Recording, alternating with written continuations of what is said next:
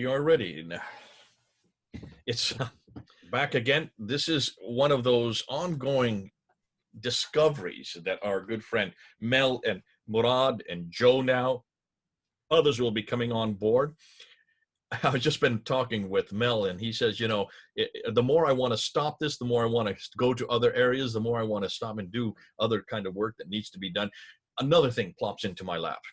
And today we have something that I think explains an awful lot to me. As I was listening to Mel introduce this earlier, and I was trying to unpack it and trying to think of how the application of this, suddenly it just came to me. This material that we're going to introduce today has ramifications that I think will go not just from what we're saying, but also ramifications that will help us understand the real whoop and woof of where Islam is and what Islam is all about. Material that we're going to introduce today is very confrontational and may be very disturbing to some of you. And we want to warn you. We want to warn you. If you don't want to talk about demonization, if you don't want to talk about possession, don't watch the rest of this video, because we are going to move into a very difficult area, and that has to do with evil spirits. Because what Mel has found, and it's fascinating, not only what he has found, what others have found before him, suggests that Islam was born out of the occult and was born out of everything that we see wrong with the world. And it looks like from the very beginning in the 7th century, this is even before the traditions created the Muhammad that we now know today. It looks like that Islam was birthed in this type of milieu, birthed in this type of environment. And it is not a pretty environment. And in fact, what you're going to find out, what Mel's going to introduce to you, it was birthed in opposition to the only thing that can stop and shut down the demonization or evil spirits, and that's Christianity. And it was birthed in opposition to the very functions and the very forms that Christianity uses to confront demonization. So this is going to be a hard-hitting episode, and I brought Mel on board. Mel, it's good to see you again. I'm so glad you're here. Thanks for coming once again. Great to be back, Jay, and really looking forward to sharing the material that I've got for you today. Well, this is hard-hitting material, Mel, and in some ways, we need to be careful how we handle it, and we must be careful also for people who are listening. This will be upsetting for some people, and we need to warn you that beforehand. So, Mel, get right into it and move us along and see what is it you have now uncovered. Okay, let's share. Can you see that? It's coming up now, and this is your PowerPoint, and this is where you're going to go and you're going to introduce. So we're talking about the demons, reveal their game plan. Yeah. Okay, so essentially what we're doing is we're going behind the curtains and looking into the spiritual world of demonology and so on. And just as you mentioned, I'm just going to re-emphasize that due to the nature of this topic, viewer discretion is advised. If you're under 16, psychologically immature, suffer from mental health issues, or likely disturbed by this topic, we obviously don't want to take away your peace or disturb you. So just be warned. That's it really.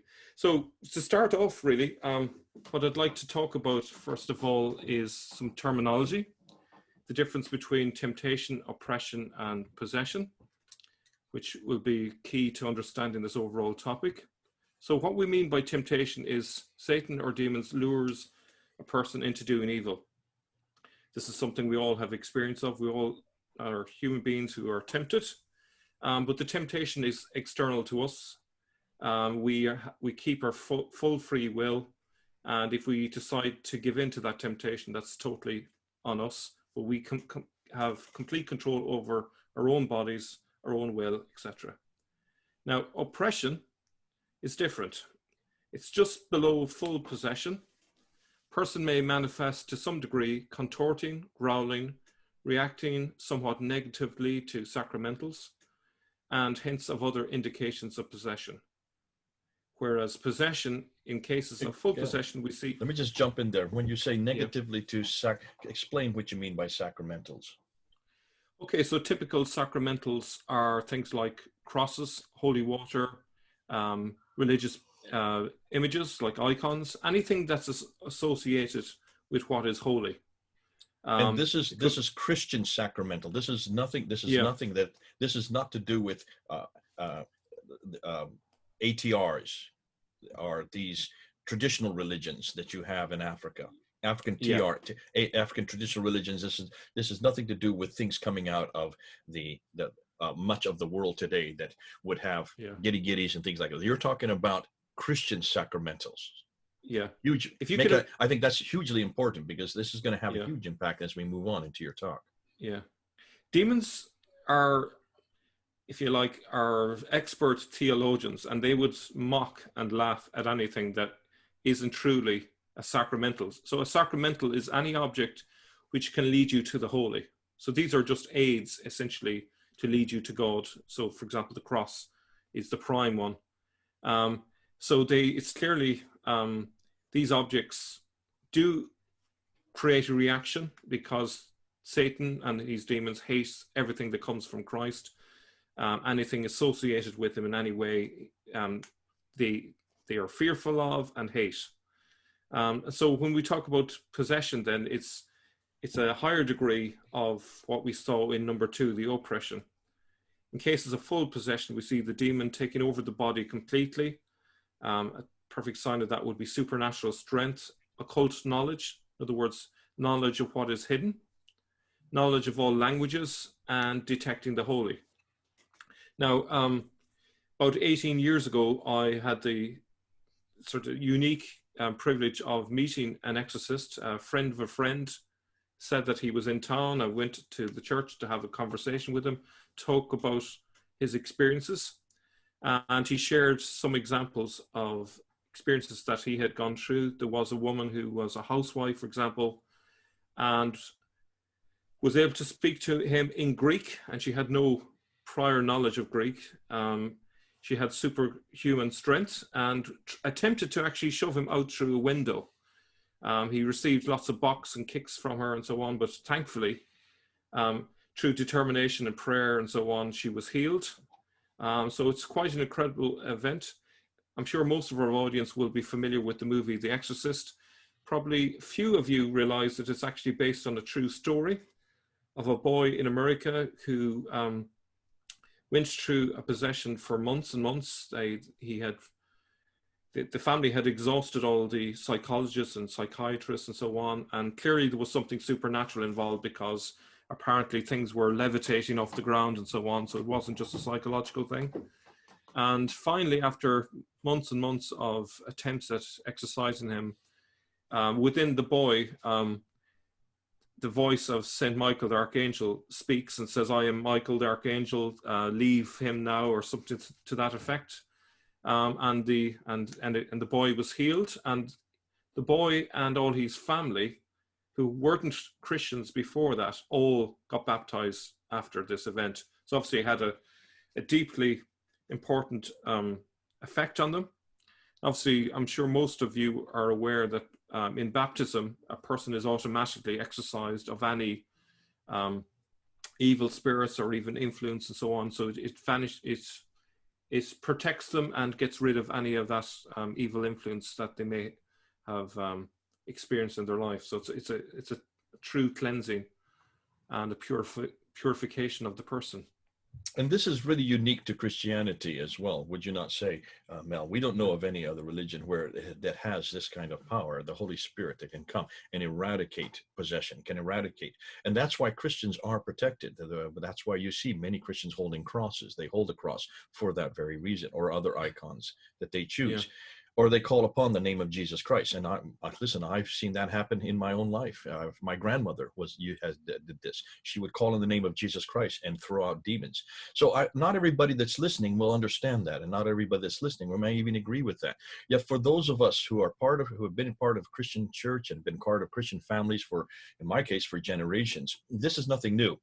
And it is something that is not taught. People don't like to talk about it. That's why we said we need to be careful for those who are coming in on this. Not many of you will feel comfortable with some of the things that Mel's going to bring up. But what we're looking at, and what we're going to do is we're going to go back to the 7th century, and we're going to go back and see how this all began in Islam. So it's important that you do this definition, define it, and show that this does exist. And the only way to stop demonization that we know of, the only way to stop that which is unholy, is to introduce the holy. And the Holy One would be Jesus Christ himself through icons that are part of the church. Yeah, and it's really important to kind of appreciate that when priests are praying with someone who's possessed, essentially what they are doing is they're confronting the demonic with the authority of Christ. So Always. it's Christ who's the one who casts out the evil spirits. So the priests are basically just the privileged role of assisting in a very human manner what Jesus himself is doing, Or and mediating it's Christ's name in that mediating. context. Yeah. And So if this you will be know, for a lot of people who aren't aware of this, just open up the gospel and follow Christ's ministry. Look how many times he cast out demons. He did it for much of his ministry until you cannot say that this did not exist at the time of Jesus, and it should not be at the forefront and at the whole, you might say, foundations of what we do. We need to be aware of the fact that we have power over demons. And for the old Muslims who are watching or listening, anybody who is not a Christian, you need to come on home, because we do have that power. We do have that ability. But that's not what we're trying to say today. That's just to introduce it so we can understand where we're going. I would say, just in addition, where a person attempts to be holy, the demonic comes out of hiding, because the demonic doesn't need to confront someone who is already mediocre or even not interested. And so you often find saints being challenged. For example, Saint Anthony in the desert, who was a hermit in Egypt, he was often confronted with the demonic, but because of his Christian faith, he was able to repel these evil spirits. He had the power of faith, which protected him and shielded him. So it's very important to bear that in mind. We have nothing to be afraid. One thing I've learned from St. Anthony was that the demons are actually afraid of the grace that's within us as Christians. So that's a reassuring thing to be aware of. And to say also, Mel, that there are some cases where Christians have been demon-possessed. And we're going to talk about that, in fact, in your talk here, where there is one case where that did happen. Yeah, so Christians can be the victims. The fact that you become possessed is not necessarily through personal guilt. Sometimes people dabble in the occult, and that can be like a portal to evil. But sometimes through a curse that someone puts on another person, the demonic enters their lives, into their life. So there's lots of different scenarios. So we shouldn't just assume that in every case it's exactly the same. But essentially, what we see in all of this is it's kind of like a custody battle between Jesus and Satan. So Jesus is obviously trying to win back souls. The devil is trying to pencil people's names into his book. And so the exorcist is acting on behalf of Christ to take back souls who are being captured. And that's, for those of us living in today's secular world, that is way out there from what you're used to, because we've learned to kind of think of the world as just being natural and there's nothing supernatural. But actually what we're looking at here is something that's beyond just the natural. And there are plenty of examples of it, especially in today's world, because unfortunately a lot of people have got involved in the New Age movement, and they have opened up portals to evil. And the exorcists have never been as busy as they are currently, unfortunately. So anyway, some of the signs of demonic possession, which is relevant to the 7th century, are contortions, paranormal capabilities, superhuman strength, knowledge of previously unknown languages, particularly when they're talking against Christ. This is nothing like a charismatic form, which is talking in tongues. Unnatural body movements, insults, blasphemies, a detestation for holy objects, cross, icons, holy water, etc. Appearance of wounds that vanish as quickly as they appear. Thinking oneself possessed. Making sounds and movements like an animal. Now, if you imagine an exorcist would be like a doctor who would be looking for symptoms, and these are just some of the symptoms that he would be looking out for. I don't want to get into it, right? This is not for the place for it. But many of the traditions that in the Islamic traditions that speak about Muhammad, when he was receiving revelations, wahi, these same manifestations happened to him almost all the time. He would get into contortions. He would have superhuman strength where he could lift he would be as strong as 6 men. He would make the sounds of animals. He would go into a stupor. Many times he would froth at the mouth. These are the exact same manifestations that we see in Muhammad's own life from the traditions that speak about him with receiving revelations. So it's fascinating. The very list that you have here could also be applied to Muhammad. As we now know, when Jesus comes back a second time, according to the Islamic traditions, again, when he comes as the Mahdi, the first thing he will do is to destroy all the crosses. So there's again the very thing that actually would protect him is what they're destroying. Anyways, back to you. The other thing that this is of interest as well, another sign is suicidal inclinations is actually a sign of demonic influence. And we have that with the story of Muhammad trying to throw himself as well off cliff edges and so on. Yeah. Now, two things to bear in mind, and these are from the gospel, so it's good to start with the gospel. Demons are liars, very important. Jesus says in John's gospel, you belong to your father, the devil, and you want to carry out your father's desires. He was a murderer from the beginning, not holding to the truth, for there's no truth in him. When he lies, he speaks his native language, for he's a liar and the father of lies. So notice two things. The sign of the demonic is lying and violence and murder. These are very telltale signs of the demonic. I don't know if you want to talk about that. But if you're asking about lying and the father of lies, if you look at Islam, isn't it really full of lies concerning the truth of who God is, the truth of even who Abraham is, the truth of who Ishmael is? If you look all the way through the contradiction after contradiction of the Bible versus the Quran, almost everything we see in the Quran comes down to this very thing. It is full of lie after lie after lie after lie. Yeah. And that's why when the Muslims finally read the Bible in the 11th century, Ibn Hazm, the first man to actually read the Bible, his only reaction was the Bible's been corrupted because there's so many differences, because there's so many contradictions between the Bible and the Quran. And I would suggest, well, that what's come here is that the Quran is based on everything that is not Christian, based on everything and against everything that is holy, which all the more supports what we see in John 8. Yeah, and it's interesting that very often some members of the Dawah team will show up on our channels and accuse us of lying. And I find that personally very galling, knowing in my heart of hearts, I am an honest person, trying to be very truthful, use evidence, and, just tell it how it is. And it's interesting that a lie is told about myself, essentially. To call someone a liar who's not a liar is a lie. But yeah. So exorcists who act in persona Christi, that means in the person of Christ or on behalf of Christ, have authority over them, which includes compelling them to reveal the truth and also casting them out. So, for example, Mark 6:7 says, calling the 12 to him, he began to send them out 2 by 2 and gave them authority over impure spirits. So that's going to be interesting because obviously we know the devil lies, that's a given. But sometimes the exorcist will actually command the demon to tell the truth. And they will use the authority of Christ to command them to tell the truth. And this is incredibly challenging for a demon to be forced to tell the truth. But they have to obey. This is the irony. They are creatures. They are not God. And they're much lower than God.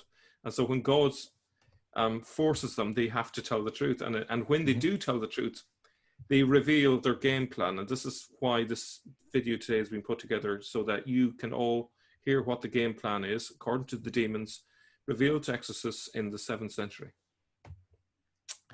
Now, from the book, Seeing Islam as Others Saw It, which I'll be referring to extensively today, page 189, he says that the Lakhmids held out as pagans until 593, when the king Newman made his conversion as a result of being relieved by 3 Nestorian churchmen of a demon. So in other words, King Newman was exorcised. That's quite an interesting beginning if we think about the following century, when the very earliest beginnings of Islam were to happen. Now, King Newman is interesting because in 602 he was assassinated by the Persians. And the person who replaced him was Iyas ibn Kapisa, which some of you will recognize as the person who we say was Muhammad. The first Muhammad of history. So it's interesting that Just for those people who aren't aware, Ilyas ibn Kabisa is his formal name. His nickname, or his nom de guerre, as we say, is Muhammad. So therefore, he is a character. He lived in Hira. He lived in what is today Iraq, very close to just southwest of Baghdad. Hira, what it's called then, is the same name of the city that we call today Kufa. Yeah. So what's interesting, you have a king who's possessed. He is exorcised. He becomes a Christian, and then just 9 years later, he's assassinated, and he's replaced by Iyas, who is Muhammad. But according to a Jewish apocalypse, Muhammad himself was possessed. So it's interesting, the demons took over again. It is worth remembering what the Jews wrote of their impression of Muhammad. A fragment preserving the opening section of the Secrets of Rabbi Shimon survives among the Cairo Geniza texts, and it says, he, referring to God, raises over them a crazy prophet possessed by a spirit, and he conquers the land for them. And according to Stephen Shoemaker, this originated in the 640s, so it's very contemporary with the time of Muhammad. Okay, so there's a source called Anastasius. He produced 2 collections of edifying tales. The first bears the title Various Narratives of the Humble Monk Anastasius Concerning the Holy Fathers in Sinai, and comprises the doings and sayings of the more charismatic members of the monastery of Sinai, either witnessed by Anastasius himself or related to him by one who was present. And this was put together in the year 660, 1 year after the death of John Climacus. The pre-Islamic Arabs at Sinai seem to have lived in relative peace with the monks and solitaries, seeking their help in time of need and acting as message bearers for them, though occasionally proving a nuisance too.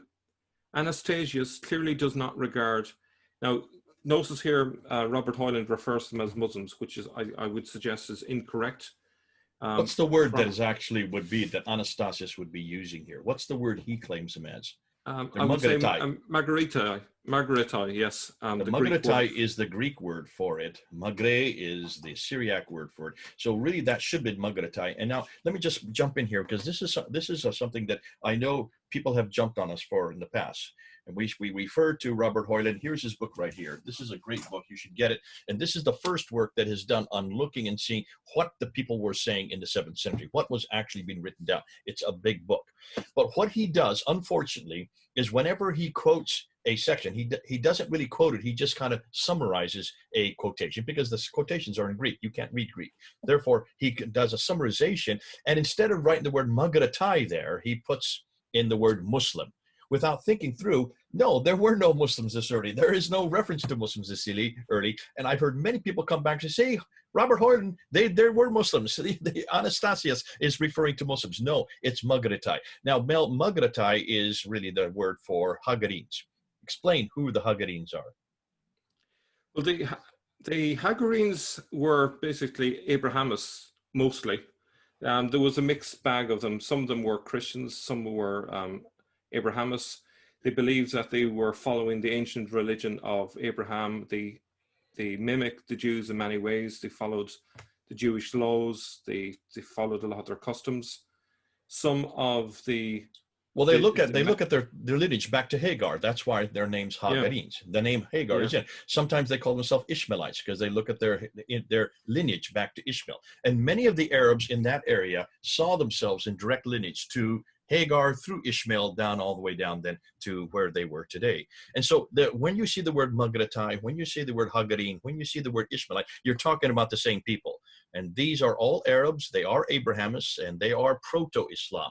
They are the beginning of Islam, and they are from this part of the world. And many of them are over in the west in Nabatea or the Nabatean area, and on the east in what today is Baghdad or Iraq. Absolutely. And, there was a lot of competing preachers at that time, all competing to kind of lead the Arabs in a particular direction in terms of their religious beliefs. So it wasn't as unified as people think at that time. So he calls them the nation that has sullied and profaned the holy summit. And in an account of a vision of fire that had happened on the mountain some years earlier, clearly a miraculous event, he writes angrily of some Saracens also present, who had expressed their disbelief and blasphemed the holy place, its icons and its crosses. He jeers at them, saying that no such miracles had occurred in any other religion or in any synagogue of the Jews or Arabs. So it's interesting, you know, here was an example of a miracle from God, and the Saracens disbelieve in it, even though it's a clear sign, and they blaspheme it, and there's clear hatred against the icons and the crosses, which is, considering what we said about demonic possession, it's interesting that that was the reaction. It doesn't seem a very rational reaction to that event. Mm-hmm. Now, so just to make a point, exorcists through the authority of Christ can command demons to tell the truth and reveal their plans. This is important when we see what the exorcists had written down about what the demons had said to them during the exorcism ritual. Now, Anastasius of Sinai, and there's the source as given by Robert Hoyland, states clearly that the Saracens are in league with demons. Note well that the demons... in here? Can I just jump in here? Saracens, again, would be another name for Magaritai. Yeah. Okay? Just be careful, because the Saracens, there were five names they referred to themselves there in the 7th century. Hagarenes, that we've already talked about, Ishmaelites that we already talked about, and Magaritai, all of which really are the same root. Saracens was actually the European way of referring to these people. And then the last one they used was Muhajirun. Muhajirun would be people of the Hijr. These are people who are nomadic. All five were used to refer to themselves. Nowhere is there any reference to Muslims here. Okay. Yeah. I think the word Saracen was kind of used ironically because it suggests descendants from Sarah, but they're not descendants of Sarah. So it was kind of a mockery of that situation. So he says, note well that the demons name the Saracens as their companions, and it is with reason. The latter are perhaps even worse than the demons. Indeed, the demons are frequently much afraid of the mysteries of Christ. I mean, his holy body, the cross, the saints, the relics, the holy oils, and many other things. But these demons of flesh, referring to the Saracens, trample all that is under their feet, mock it, set fire to it, destroy it. Now, that could be talking about the 21st century, Jay. Yeah, the same thing happening today. We just saw what's just 2 weeks ago there in London, where this young man gets up on a church and pulls down the cross. We saw this with the ISIS, where the first thing they did is whenever they went into a town in Iraq, they went to the churches and pulled down the crosses. They went into every one of the museums there in Mosul, and they went into the museums and destroyed any images of Jesus or any of the prophets or any of the saints.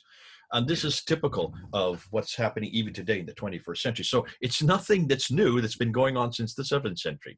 Yeah. And if you can see, there's an opposition to everything that is sacred, an opposition that to the very thing that would protect them.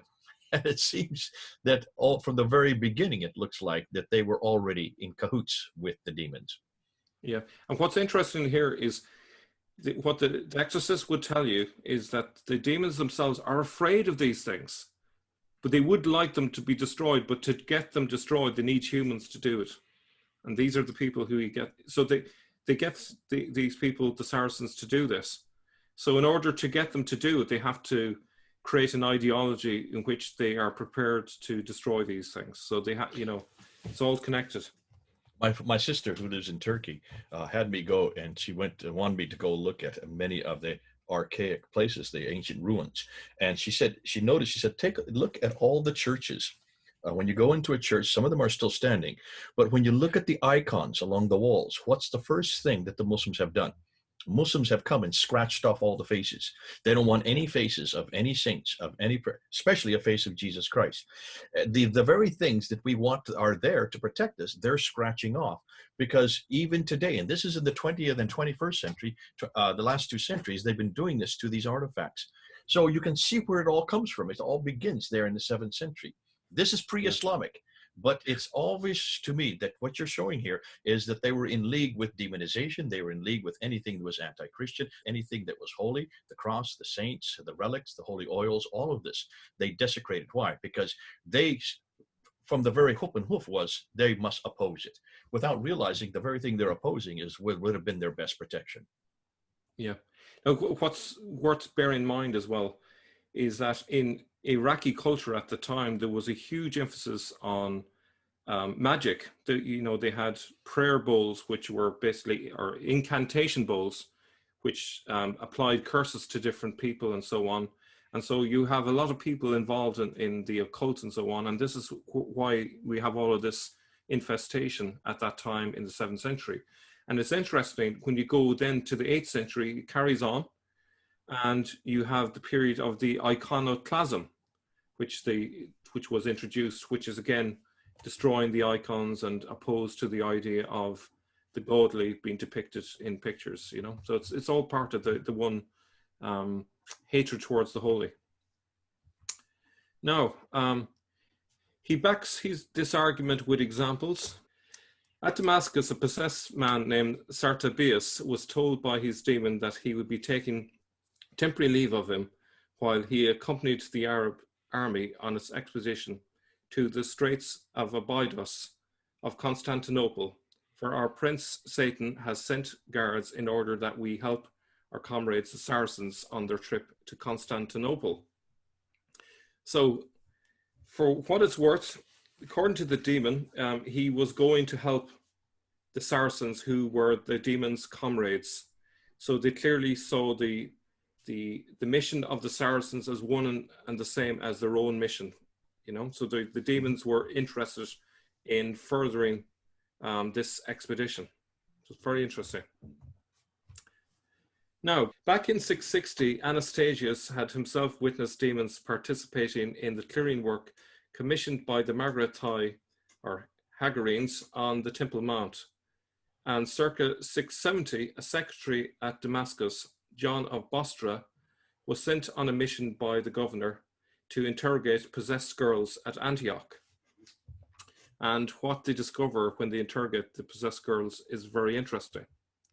Via the latter's mouths, the demons within them inform John of Bostra that what they fear most from the Christians is their cross, baptism, and the Eucharist. When asked which among all the faiths of the world they prefer, they reply, that of our companions. Oh my. Those who do not have any of the three things of which we have spoken, and those who do not confess the Son of Mary to be God or Son of God. How damaging is that? My goodness. I mean, this right there. If this is what was in the 7th century, if these are the three things they fear the most, the cross, baptism, and the Eucharist. For those who don't know, we're talking about the cross, of course, is the cross of Christ, that he died. And baptism is what we do to show that we are now dead to sin and alive in Christ. And that is a function that we all must go through when we receive faith. And the Eucharist is what you see right there on the right. That's the Eucharist. That's drinking of the wine and eating of the bread. That's referring to Christ's death on the cross, his body and his blood shed for us. Those are at the very center. They are central to Christianity. They're at the very foundations of Christianity. And those three icons right there, cross, baptism, and Eucharist, really define who we are. And if these people in the 7th century were fearful of this, and that their companions are the demons, if this is not a statement of exactly how Islam began, where its roots are, and what it is against, showing to me at least, I don't know if you agree with this, Mel, or not, it shows me that which created, that which Islam then came out of, at its very beginning, at its very foundations. We saw this with the Dome of the Rock. Look at all the inscriptions are attacking Jesus' divinity. They're attacking the Trinity. They're attacking his sonship. If that is the case that we see on the inscriptions, take a look. This is even earlier. We're seeing that those that created what then became Islam were attacking everything that we see to be holy. The cross, baptism, and Eucharist. You can't get something more specific and more central to Christianity than those three icons right there. Yeah. Now, to make the point even further, think about, what do the demons want most? Well, they want most to hurt Jesus, right? But they obviously can't hurt Jesus because Jesus is God, okay? So they have to hurt him indirectly. And how do they hurt Jesus indirectly? Is by getting in the way of a person's salvation. So these demons realize that the cross, baptism, and the Eucharist are central. They're the best methods by which a person can get salvation. And they are opposed to it, obviously, because it's so useful. they're also the icons that remind us of what Jesus is all about. Baptism is the function where we now leave the world and come into Christ's kingdom. And that is the demarcation. That is the all over the world. And all the others know that when you are baptized, you are no longer the former, you are now with Christ in his kingdom. And Eucharist is to remind us of that death and resurrection. And you cannot say anything else that is more pivotal or central to Christianity than his death and resurrection. So the very three things that we hold to be absolute, and this is an absolute, this is not, there is no, this is not one of those things that, you know, if or depending on what denomination you belong to, all denominations believe in those three things. All Christians everywhere at every time for the last 2,000 years have believed in these three things. And yet these are the three things that are pinpointed as the very things that the Saracens or the Magaritai did not want anything to do with. And that the demons didn't want anything to do with us, because the demons, the first thing they want us to do, as you just said, Mel, is to get us away from God, to get us away from the cross, to get us away from his death and resurrection. Because without the death and resurrection, we're all damned. Yeah, that's it. So that's essentially, you're seeing the game plan. And by creating an ideology around this, and you notice I'm using the word ideology rather than religion, because primarily we're talking about an ideology here. It had not yet become a religion. You're right. It hadn't. The whole purpose of this whole ideology is to indoctrinate people into thinking that the cross and baptism and the Eucharist are bad, have nothing to do with them. But actually, that's the very thing that saves you. This is the means by which Christ reaches out and saves us from sin and so on. Okay, so now we look at another source, Daniel, Bishop of Edessa, 665 to 84. So he talks about the following. The monastery of Kenashir in North Syria remained active throughout the 7th century and turned out such respected scholars as Thomas of Heraclea, who revised the New Testament in Syriac. The philosopher and mathematician Severus Sepulk, I think it's pronounced, and the polymath Jacob of Edessa. In the mid-60s, however, it suffered a brief aberration when afflicted by a horde of demons, which is very unusual, as you can imagine, to happen to a monastery. The anonymous Syriac chronicle of 1234, probably relying on the patriarch Dionysius, tells us that in a nearby village, a stone slab inscribed with Median characters was discovered, under which a bronze cauldron containing a bronze figurine. Sorcerers were then summoned, for surely people said it was sorcerers who buried this in days of old. When the sorcerers, whispered their spells over the little idol, it spoke with them, saying, 60,000 demons are imprisoned in this figurine. And the demons asked, how do you command us? Where shall we go? At this, the sorcerers undid the chain from the neck of the figurine and said, go enter the monks of the monastery of Kenashira. Just then, the monks of that abbey began to suffer many misfortunes and ailments. Many became possessed by demons. They began to crow like cocks and to bleat like goats. They insulted the icons of the saints, calling Peter fool fisherman, Paul skinhead, Thomas one bowl, John Bar and Fontania long beard, Saint Ephraim dried up, beardless one, and Saint Theodore blind man, and many more perversities did these monks speak. The 12th century patriarch and chronicler Michael the Syrian gives further details of this incident, which cannot be doubted, for they are in the book of that truthful man, the patriarch Dionysius.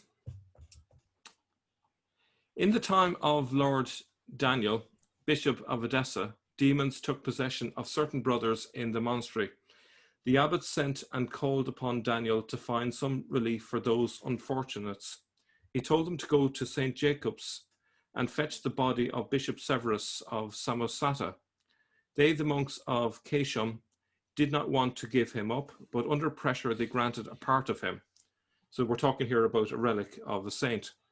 When this was brought near, the demons began to wail, alas for us, that broken one has come. It was not enough for him to drive us from the region of Samosata, but he must come here also. The demons said this, i.e. called him broken one, because of the saint had once fallen from a beast of burden and had been lamed in one foot. So this is an example of occult knowledge. One of those possessed by a demon had formerly been a disciple of the bishop, and they threatened the demon in him, saying, "Now this man's master has come to expel you." The demon answered, "I did not enter this man of my own volition, but under compulsion. He killed our master's dog in the upper vineyard, and for that reason he sent me to torment him. My friends he sent to enter into these monks because they would leave the church at the time of the offering and go out to swim and play in those pools of water outside the monastery." I'll just stop there for a moment. So this is the weak point. The monks were not living entirely up to the rigors of their vocation. And this was enough to, if you like, provide a chink in the armor for the demons to possess them at this time. Our master was what the demons called some sorcerer. As soon as the monks stood, those youths, in front of the right hand of the saint, the demons wailed aloud and came out of them. So why this is important is this is a piece of evidence for the fact that there was widespread infestation in these lands, demonic infestation. And the exorcists at that time would have had quite a job to keep up with it all. This is not the sort of environment in which you'd imagine a new religion would begin. It's not a very healthy environment, let's put it that way. Now, okay, so and this is just going back to what we said earlier at the very beginning of this episode, that there are times when Christians do and are attacked, specifically attacked, because like monks would be the ones who are specifically attacked, and they are weak and they give into it. However, have you noticed in both those cases, the demons were then thrown out. They were then thrown out. So, and the only way they could have been thrown out is with the authority of Jesus Christ. Yeah. Okay, Jay, would you like to read this next part? Yeah. The third section begins by explaining that the Chalcedonians had occupied the monastery of Kenishre, or Kenishri, in the time of Domitianus, bishop of Melitene. That's around 578 to 602. And that then, as now, the Chalcedonians there were claimed by demons. It continues with the report of how, at a later date, the king ordered the Jacobites to bring the demoniacs and the sorcerer before him for adjudication. No, so this is quite interesting here, because you have the possessed brought before the Arab leader, who's a Saracen. We took the Diophysites and entered before Abdullah bar Darag, emir and governor of Mesopotamia, who was, now notice that Robert Hoyland again is using the word Muslim, but Magaritai. When the sorcerer and the possessed stood before the emir, they, the possessed, blamed the sorcerer and made known that he had sent the demons there to the monastery, and that these demons had suffered many torments and afflictions from these broken ones, the bearded one, and from their fellow saints. The emir asked the head of the demons, "Are you many?" He replied, "I am the leader of 40,000 demons." The emir then said, "Is Jesus, son of Mary, your friend?" The demon answered, "He is my enemy. Today he has no power over me. Once he had power over me, and he will again have a time to prevail over me." The emir said to him, "Are you his servant?" He answered, "No, rather I am the servant of God. Now I am in revolt against him, but in the end he will have authority over me." Now what's interesting, as you can see at the bottom, is the demon says he is Abdul Allah too, like the emir is an Abdul Allah, rather than a servant of Christ. Whoa. So hold on a minute. Now, this is going to cause a little bit of problem. I can see people are going to raise their hands and say, "Are you saying, therefore, that the demons served Allah?" Because Abd means servant of Allah or slave of Allah. Yeah. It looks like back in the 7th century, Abd Allah means slave of Allah. This is long before Islam. Remember, Islam has not yet formed. Allah is the word from Ilaha, which comes from the Nabatean Aramaic. It's the god, also the generic name for a god of Dushara there in what is today Petra or Jordan. So Abd Allah, slave of Allah, is what these demons serve. And they make a distinction between this god and the God of Christianity, whose name we know is not Abd Allah. His name is Yahweh. This is the name that he gave to Moses in Exodus chapter 3, when Moses asked him, "What is your name?" So when I go down to Egypt, they can recognize what God I represent. And that was in 1400 BC, which all really brings into a real problem here, because an awful lot of people today will say, yes, but isn't this the name that is in the Bible, in the Arabic Bible? It is the name in the Arabic Bible, but that has been done by the translators who introduced that name in the 7th century actually in the 8th century into the Bible, and they should never have done it, especially now when they see that the demons were the ones that were serving Allah. Which is a fascinating, because we have said this more and more. Should we be using the name Allah for God? This is another nail in that coffin. Absolutely not. When we see the demons actually followed Allah and made a distinction between this Allah and the God of Christianity and the God of the Bible, Jesus Christ, who then took that name Yahweh for himself in John 8:58 when he was asked, "Are you what you are? How do you know Abraham? Before Abraham was, Yahweh, I am." He gave himself that name, and that's why they took stones to stone him. So this is fascinating what you're bringing up here, Mel. Looking at history, all the more reason we must make a distinction between Allah and Yahweh. All the more reason we must make a distinction that Allah is the God that the demons serve.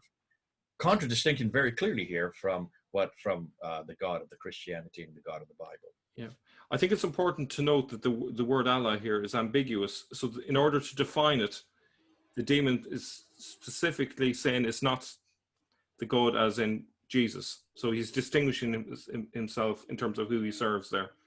Okay, so like to put this into context, there is a Psalm, I believe it's 96:1. No, it's Psalm 96 verse 5. And also you need to put with that Psalm 106 verse 37, because that refers to the God of the demons, the God of the nations, and the nations worship the demons. Yeah.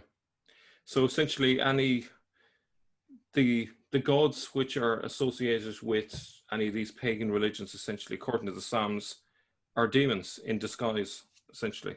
Yeah, there you go. There you go. Yeah. Yeah. Now, we'll just move on from here. Now, more exorcisms are carried out when a young man appears with a ring containing a fragment of the cross. The emir's attempt to use his own ring fails, for as the demon asserts, in that one there is no cross, it is the other one we fear. So it's interesting that the demons have more fear of the one that had the cross in it. They know where the power comes from. They know where the power comes from. Yeah. The inferiority of the emir's faith is then demonstrated by the inefficacy of his ring in contrast to that of the Christian youth. Now, so going on from there, the next few slides I'm going to be looking at the fact that it was to the Christians that the Proto-Muslims turned to whenever they needed spiritual help, whether that be needing a healing or if they needed an exorcism. So when Ubayd Allah ibn Ziyad, the governor of Iraq, had a problem with his foot, he sought the prayers of Mar Abda, a Christian monk. So it's interesting, it wasn't to their own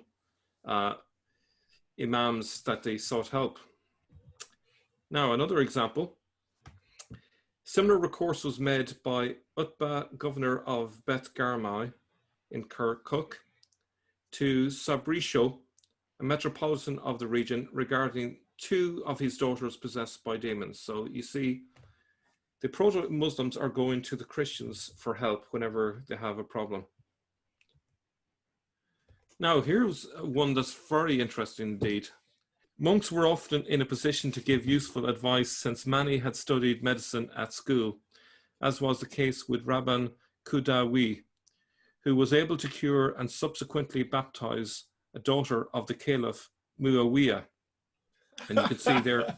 Whoa, hold on a minute. This is the guy we know. This is the same Muawiyah who started the Umayyad dynasty. This is the one that we see on the coins. And I see you got a coin there. That's his coin that he introduced in 663, when the one he'd introduced in 661 was not at all appreciated by the Christians. He then introduces this coin.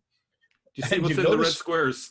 Look, it's in the red squares. Those are crosses showing that either he was a Christian. This is why this is fascinating. Now, this is a copper coin from the West. This is not one of the silver coins from the East that he minted in the Iranian mints. This is from the Syrian mints, which are in Syria, what we would call Syria today. And what's fascinating is that though he lived in Damascus, which is in Syria, he was king of the Umayyad dynasty. He was the one that furthered the boundaries of of his kingdom all the way from the west in Libya all the way to Afghanistan in the east. Here he has a cross above his head. And here you're telling me that his daughter was baptized. It was subsequently baptized because she had been cured by Christians. Does that mean that he was baptized, that he went ahead and became a Christian because of that as well? And that's why you have the cross there on his hand, and also the cross on his head, and also on the cross on the backside. That's the front and back of the coin on the M, which is the denomination of how much it costs. Yeah, I think he himself was a bit confused religiously, and the fact that we can't define what exactly he was is an indication of that. And that's true. The coins point that out as well, because in the West, his coins are all Christian. In the East, they're Zoroastrian because they have the fire altar on the backside of the coins. So he kind of played both sides, knowing that he himself was trying to be resilient to the people he was covering. But that completely confronts the traditional account. That completely confronts the Islamic tradition from the 9th and 10th century, which says very clearly that he was a strong Muslim. But it's fascinating that he had let his daughter be baptized as a Christian. Yeah, and this is supposedly just a few decades after Muhammad was supposed to have started Islam, and everything is put into place where they don't have icons and so on, and yet here you have coins with people's faces on them. There's crosses on them. It doesn't make sense. In fact, this continues all the way up to Abdul Malik. You're going to see that. This continues all the way up to Abdul Malik. This completely confronts the notion that the icons, the very thing that they don't want, because that is considered idolatrous. That had nothing to do with Muhammad of the traditions. That had nothing to do of the traditional account of early Islam at all. Yeah. So now we turn to John of Dalem, who wrote a book called The Syriac Life. He was born in 660, died in 738. He was born in Hadassah in northern Iraq and became a monk at the age of 13. And by the looks of it, he became a very holy monk. At the turn of the century, 700 AD, receiving instruction from God, he went to pray in Jerusalem, and he visited the king of the Arabs, Abdul al-Malik Bar Marwan, who was residing in Damascus at that time. There's a coin from Abdul al-Malik. Now, curing the Caliph's daughter earned him a royal missive, which announced to the governor of Beth Arameh and Persia, "Let this holy man build churches and monasteries in our realm, wherever he should wish to do so, and let him be given the expenses out of my royal treasury." So John went to Hajjaj in Iraq and received similar guarantees. Now, what's fascinating about this is a very different picture of Abdul al-Malik, considering when we think about it, he's allowing someone to go and build churches and monasteries, and he's even given him the money for that. He's obviously grateful that he has healed his daughter. What do you make of that, Jay? Well, this is fascinating. So here's just another example. You're not only talking about the early Muslims who they had to go to Christians to get healed. In this case, we have now got two different caliphs, one at the beginning of the Umayyad Caliphate, which is Muawiyah, whose daughter gets healed and then baptized. Here, in another case, you have another daughter of another caliph, much more powerful. And remember, we're going to see, in fact, just take a look at that coin there. That coin there is Abdul Malik himself. Remember, this is the guy that stood up against Justinian II. And this is the guy that went to war with, that Justinian II went to war with, because he put and introduced the coin with the Shahada on it, the La ilaha illallah Muhammadur Rasulullah, in 692. This is the coin you see here that he introduced in 693, where he now is putting his hand on the sword to then reject Justinian II. So politically speaking, he had nothing at all good to say about the Byzantine or about Byzantine Christianity, because you can see the Shahada there along the outside of the image. Yet at the same time, this case here you have with Abdul Malik, his daughter is healed. She's healed, and because of the fact he's so grateful for the fact that the Christians were the ones who were able to heal her, that he then, rather than, instead of, though he is confronting Byzantine Christianity politically, religiously, he then allows them to build their churches and also their monasteries. Fascinating. So he, again, as a political leader, comes to the Christians and realizes they have something unique that he doesn't. It could be also that we're talking not about Byzantine Christians here, but maybe monophysites. So he has no problem with them, but he still has a problem with the Byzantine. So that might be why he was willing to do that. Now, what's interesting is There's actually another little detail with all of this. There's more to the story than just healing Abdul Malik's daughter. The Caliph needed someone to heal his son who was possessed. So we have another possession story. John of Dalem exorcised Abdul al-Malik's son. This is a key point. In, I think that is book 27 or chapter 27 of his book. It gives us a reason for the meeting with the Caliph. News of miracles performed by John of Dalem in Damascus had reached him, and he summoned John to exorcise his son. It also relates how John cured Hajjaj of cancer. Okay, just so people don't get confused, this is not John of Damascus. This is John of Dalem, but who is doing this in Damascus, and the reason why, that's where Abdul Malik lived. He came to Damascus to do, not only heal his daughter, but also to exorcise his son. And it's fascinating that he had to come to the Christians to do just that very thing. Though he was in opposition to them politically, he realized the real power, at least spiritual power and healing power, came from the Christians. Yeah, so even though this proto-Islam was cursing the Christians and so on, the Christians were willing to bless those who cursed them and not ask any questions. So it's interesting that he was willing to do this for Abdul al-Malik. It's just a pity that there wasn't a little bit of wider gratitude to Christianity in general, but at least he was given permission to build some churches as a result of this.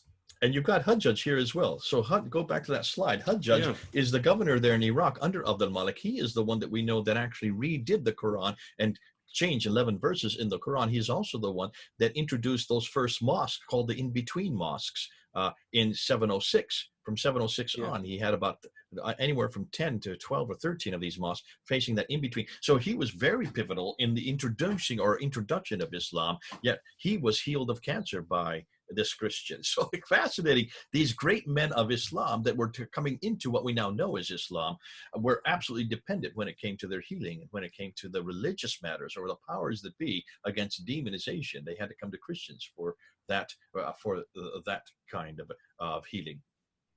What I find amazing is, like, you have a book such as the Quran that Hajjaj was heavily involved with, which is deeply anti-Christian. He receives this gift of healing, and yet he didn't have the gratitude to kind of transfer that, if you like, into his work with the Quran. It's interesting that he's willing to carry on doing this work with the Quran despite having a religious experience of healing. It's amazing that that didn't convert his heart. And this is what's fascinating, because if you ask Muslims today, where is there any verse in the Quran that teaches you and tells you and shows you how you can be healed of diseases or especially of demonization? They cannot tell you, because the Quran is almost completely blank on that measure. It doesn't help you. And that's why you had so many people having to move over to folk Islam, who are Muslims all around the world, because since there's nothing in the Quran that gives you any type of healing or protection from evil spirits. The only thing they can do, and this is what you find when we were living in Senegal in West Africa, they would take pages from the Quran, fold them up, put them into these little leather amulets and put them on their arm or across their chest or around their midriff, known as giddy-giddies. And these are like talismans, which are pre-Islamic. This is nothing more from ATRs, African traditional religions, which have incorporated this kind of practice. Using the Quran, yes, but as almost like a magical talisman, which for Muslims is anathema. And that's why Muslims all over the world, when I tell them about them, they say, no, that is not Islamic. And then I say, well, what is Islamic? What is it that protects you? Since you don't have anything in the Quran that tells you how to be protected, and you have no person you can go to. You can't go to Muhammad. You can't go to Allah. You can't go to anybody. And that's why you're coming to us. That's why you're always coming to us for protection against evil spirits. That's why it's interesting that Abdul Malik had to come to a Christian. Hajjaj had to come to a Christian in order to get that kind of healing. Come on home. Come on home. That's what I love about Christianity. And our Lord, this is the beautiful thing about our Lord. He does protect us. And he did say that you can be protected from any demon just with his name, Jesus Christ, on your lips. And isn't it amazing that Christ would heal him, despite the fact that everything he's doing in his life is anti-Jesus? And yet Absolutely. Jesus is always willing to give the gifts of healing, regardless. He's always bringing us back to himself, but we have that choice whether to accept or reject. Abdul Malik had that choice. So did Muawiyah have that choice. So did Al-Hajjaj. These are three great characters in the Umayyad Caliphate. Muawiyah in 661, Abd al-Malik in 700, and here you have Hajjaj between 700 and 705, all of whom were healed by Christians in the name of Jesus Christ, yet did not accept where that power comes from. They still remained in their paganism, okay, at least for Muawiyah, Yeah. and of course in as Islam was now starting to form with the case of Abd al-Malik and also Hajjaj. They were likely blinded by a Gnostic version of Jesus, which didn't allow them to see beyond that, to see the true Jesus behind all of the myth, you know. But what's interesting is that even today, Muslims go to monophysite priests in Egypt for exorcisms, as these have the best success at casting out the demons. Why this is the case? Why this is the case is hard to say, but it would appear that the demons fall under the spiritual jurisdiction of monophysite Christianity in that part of the world, which might indicate that perhaps Islam has grown out in some way out of the monophysite community. So there's some influence there, and this is why the demons are willing to obey the priests of the monophysite sect of Christianity. But if any of you are interested, if you look up on YouTube, you'll see plenty of examples of videos where these monophysite priests are exorcising the Muslims. It's quite amazing that that's who they turn to get help, you know. So they've been doing that for 1,400 years. Yeah, like, you know, the interesting thing is who is the one that's saving them? It's not Muhammad here. It's Jesus. You know, he's the true savior. You know. Mm-hmm. Okay, now just to give you an overview, then there's a timeline. So just to remind ourselves, 593, the Lakhmid king Numan was exorcised. The 630s, Muhammad was reported by the Jews as possessed, and this was written down sometime in the 640s. In the 660s, the demons declared that the Muslims are their companions. And we also saw examples of widespread infestations of demons and so on. And one example, 665, the monastery there was infested with demons. And then in the year 700, Abd al-Malik's son was exorcised by John of Dalem, Christian priest. So you can see there's a long history of infestation of demons. And this was the ground out of which Islam grew out of. Not a very healthy environment for a new religion. Now, so if we get on to our conclusion then, according to the demon's words while being exorcised, the Magaritai were our comrades, our companions. From Numan to Abd al-Malik, we see repeated demonic infestations in the Arab leadership. Any faith which does not have the cross, baptism, or the Eucharist, and that does not confess the Son of Mary to be God or Son of God, is the demon's preferred faith. Clearly, Islam is one of their preferred choices. The Jews record Muhammad as being possessed, and it should also be noted that the Islamic tradition also refers to Muhammad as being bewitched, even using it as an excuse for the satanic verses. Islam grew out of an environment of demonic infestation, but has no response to it at all, as can be evidenced from these 7th century examples.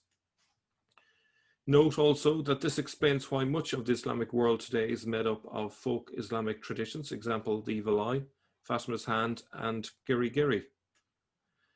Those very things that Muslims hated and were fearful of in the 7th century, the cross, baptism, and the Eucharist, are the very things that we love because they are central to everything we believe in Christianity. Wow. And there I conclude, Jay. Well, this has been terrific. Let's go ahead and stop sharing your screen. And I think that, what you have done here, this has been exciting because not only have you brought up, Mel, not only have you brought up some of the real problems that Islam has today. We've seen this. Those of us who've been working in Islam, I've been working in Islam for about 40 years. As I go around the world, what you see is if you put Saudi Arabia as the center, the further you leave from Saudi Arabia, the more you start getting into what we call folk Islam. And folk Islam has been defined as these folk practices, these practices that had pre-existed Islam in all these different cultures. And in West Africa, where we lived for 5 years, they were the giddy-giddies. They put on their arms and their chests and the midriff. And these were just Quranic verses that have been folded up and put into these little leather amulets. for protection, because there is no other protection in Islam. Islam does not protect you. The Quran has no verses for protecting. And that's why, since there is nothing in the Quran to protect us, Dr. Hebert used to call this the excluded middle. What he means by that is that when you look at God up here and man down here, there is this middle part where there are demons and angels. And we in Christianity are aware of this middle part, where demons and angels are always living and participating. And the angels come from heaven and they attack the demons and they protect us from the demons that can come down to earth. And so because of that, we have no problem with demonization. But Islam has an excluded middle. This is completely missing. The only thing that you get in this middle part are what they would call jinn.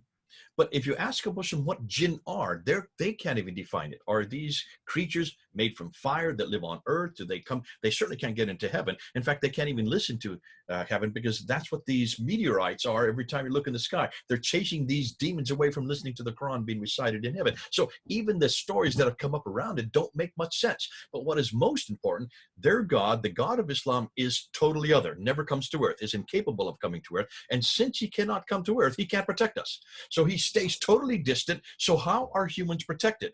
How are humans protected from these evil spirits, which are very there? Every culture has them. Go to any culture in the world and you will see demonization is very real for them. They don't have anything. Islam gives them nothing. There's no protection. There is no such thing as exorcism in Islam.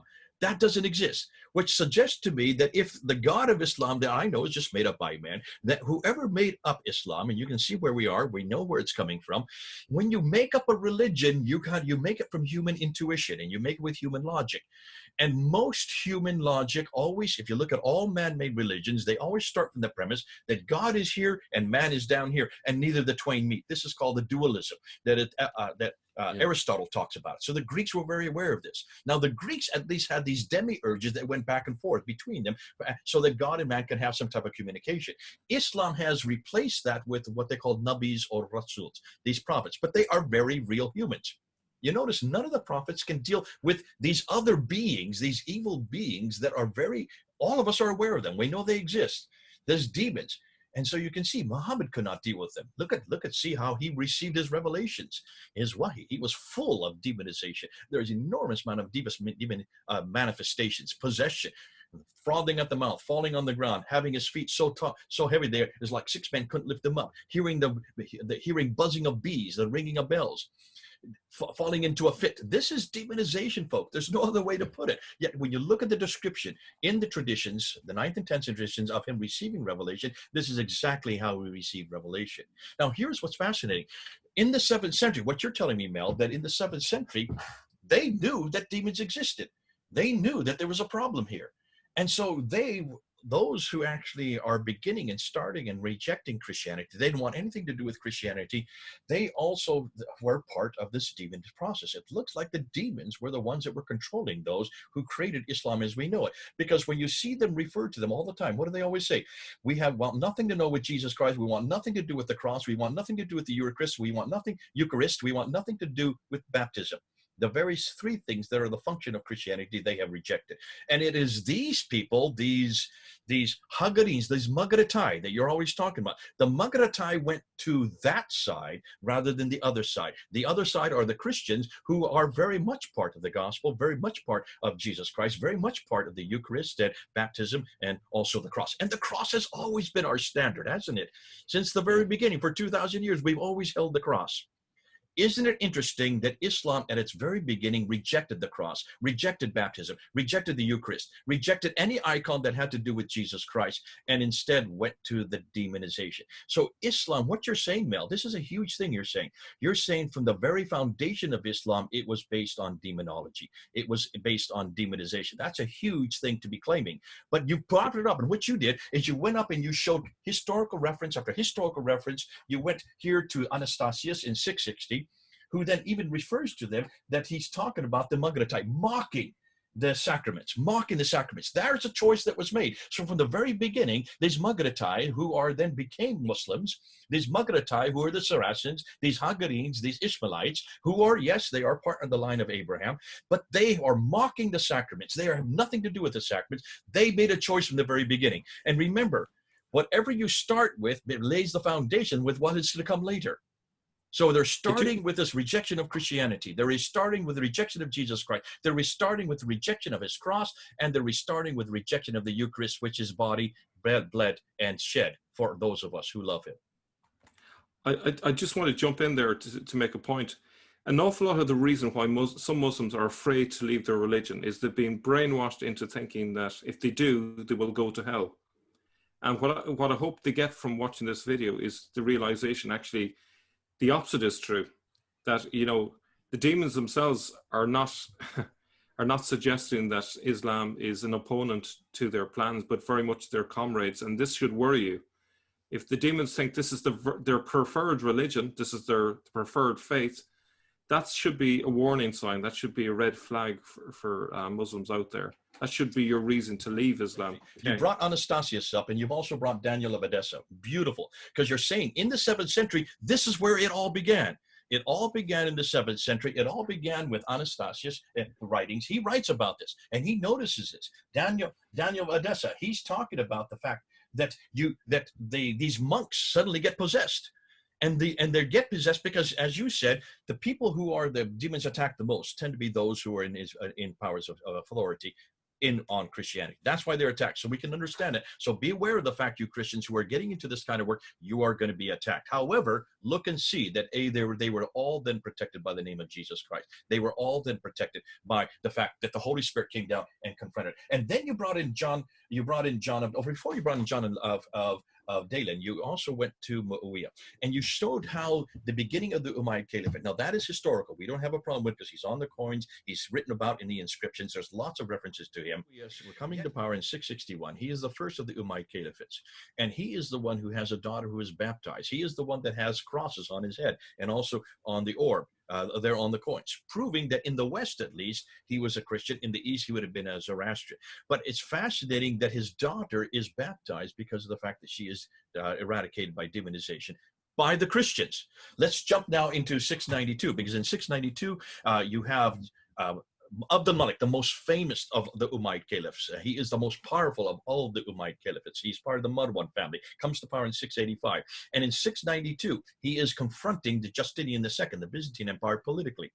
Yet while he's confronting Justinian II politically, and that's why you saw the coin there with him holding the sword, at the same time, here, two of his children, one gets healed of a problem by a Christian, and this is John of Dalem in 700. This is not to be confused with John of Damascus, though it happens in Damascus. John of Dalem, a Christian, probably of Monophysite, is brought in to heal his daughter, which she is healed. And interestingly, his son is possessed of demons, and he heals him. And that's why he then puts out this reference in 700 that monasteries are to be erected if they want to. And he basically is saying, you Christians can do what you want if you remain in my territory. He's talking about the Monophysite. Well, I think he gave that right just to this particular priest. It may not have been a general-wide permission. We don't know, but what we do know is that it's in reaction to what this priest has done for his son. So here you can see, and then you have Al-Hajjaj, who is his governor way over in Iraq, over on the east, and his governor, who is also healed of cancer, then also comes out in response to it. Yet these are some of the great men of Islam that are being formed. Muawiyah was not Islamic, of course. We do know that Abd al-Malik was starting in creating the Islam that we now have today, and Hajjaj would have been his governor. So it's fascinating. You're giving 7th century and now early 8th century examples of where, in every case, when Islam, which had already rejected Christianity, rejected the sacraments, rejected the Quran, rejected all these icons, yet when they're in trouble, whenever they have a problem, when their children are sick, or whenever they are possessed with demons, who do they come to? They come to Christian priests. They come to Christianity. And we can say the same thing to you, Muslims. Can you see? For 1,400 years, you have rejected Christianity. For 1,400 years, you have rejected the name of Jesus Christ. For 1,400 years, you have rejected the cross. For 1,400 years, you rejected that Jesus Christ could be Son of God. You rejected the fact that he could be divine. You have rejected the fact of the Trinity. And you have rejected the fact that Jesus, God himself, who came to earth, died and rose again. Your Quran rejects it in chapter 4, verse 157. In every case, that which we hold to be true, that which is the most important for us today, Islam has rejected. And they did just reject it, 100 years or 200 years after the fact, they rejected it at its very foundations. As Islam was starting to be formed, as Muslims, they had not been called themselves that. They were still Magaritai, they were still Saracens, they were still Hagarenes, they were still Ishmaelites and Muhajiruns. That's the names they give themselves. They were already from the very beginning rejecting everything that was holy, everything that was needed. And that's why whenever they got into problem, they had to come to the Christians, because we're the only ones that have really any victory over death. We are the only ones that have victory over demonization. Come on home, folks. Yeah. If you want to be protected from demons, if you want to be protected from any type of demonization, you've got to come to Jesus Christ. What's interesting, and just to reiterate what you've said, is they were able to heal the Caliph's daughters and sons in the name of Jesus as Son of God, not as just Son of Mary alone, but Son of God, and that's key. So it's a rejection, really, of the beliefs that they were clearly false. You know, it was under the true name of Jesus that they were healed, and that's really important to. And that's what's fascinating, because Abdul Malik, when he puts it on its coins, and when he puts it on the Dome of the Rock, and when he puts it on the protocols, he then confronts the associators, those who are the associates. Even though we rebuke us, we will prevail over you. Politically, we will prevail, but not religiously. Those who associate, we don't associate anybody with God. Jesus is God. There are no three gods. And he completely got that wrong. But they saw Christians as associators, and yet he was willing for his daughter and his son to be healed by that very God who he was condemning on his coins. He was condemned on the Dome of the Rock. There's the inconsistency. There's the contradictions. We don't have this inconsistency, do we, Mel? We don't have these contradictions. It's kind of like someone saying they don't believe in God, and there's an avalanche, and suddenly they're down on their knees praying to God for help, you know? It's the same sort of thing. Push comes to foxhole Christians is what we call those. Foxhole. Yeah. But it's fascinating, because what I love what you've done here, Mel, is you've gone right back to the very beginning. You've gone right back to the origins. We know that these manifestations are all over. And as you said, in the 20th century, in the 21st century, you'll see people, you'll see many taxi drivers with the Fatima's hand on their taxi coming out from the rear of a mirror, or these beads, which are also used for protection, or the evil eye you'll see on many, especially in Turkey, on many people's homes. And when you come to West Africa, you'll see the giddy-giddies in all their bodies. Since Islam does not answer this need, Christianity does. And if you don't have an answer for this in Islam, you've got to go back to that, what you're used to. And for them, they are used to the evil eye and Fatimas. And these are pre-Islamic. These are nothing to do with Islam. They are nothing more than folk religions. And that's why we call it folk Islam. Thank God we don't have that problem in Christianity. You don't have to go back to any giddy-giddy. You don't need any evil eye. You don't need any Fatima's hand. You don't need any type of ambulance to protect you against the demons. All you need is the name of Jesus Christ. Come on home. Mel, this has been terrific. This has been exciting. It's a hard-hitting talk you're doing here, and yet it is absolutely historical, because you're going right back and showing you from the very beginning, from the sources that we can see as we're walking through the 7th century. It looks like those who created the beginning of Islam made a choice, and the choice was either to follow Jesus Christ or to follow these demons. And it looks like they followed demons. And I hate to say that. It's hard for you Muslims to hear that. But it looks like at the very core of Islam, the very foundation of Islam, is based on demonization. From the very beginning, they chose to go with the demons rather than going with Christ.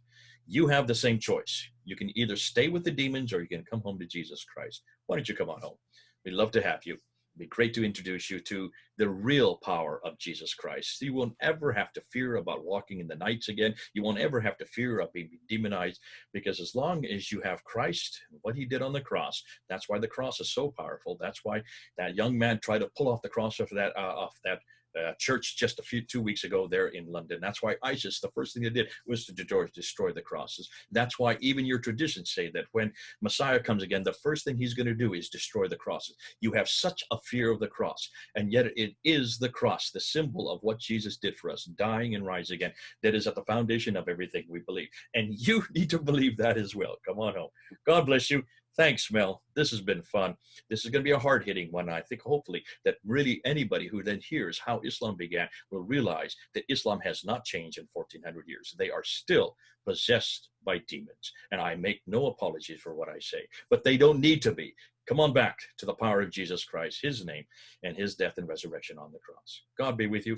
Until the next time, this is Mel and Jay, over and out.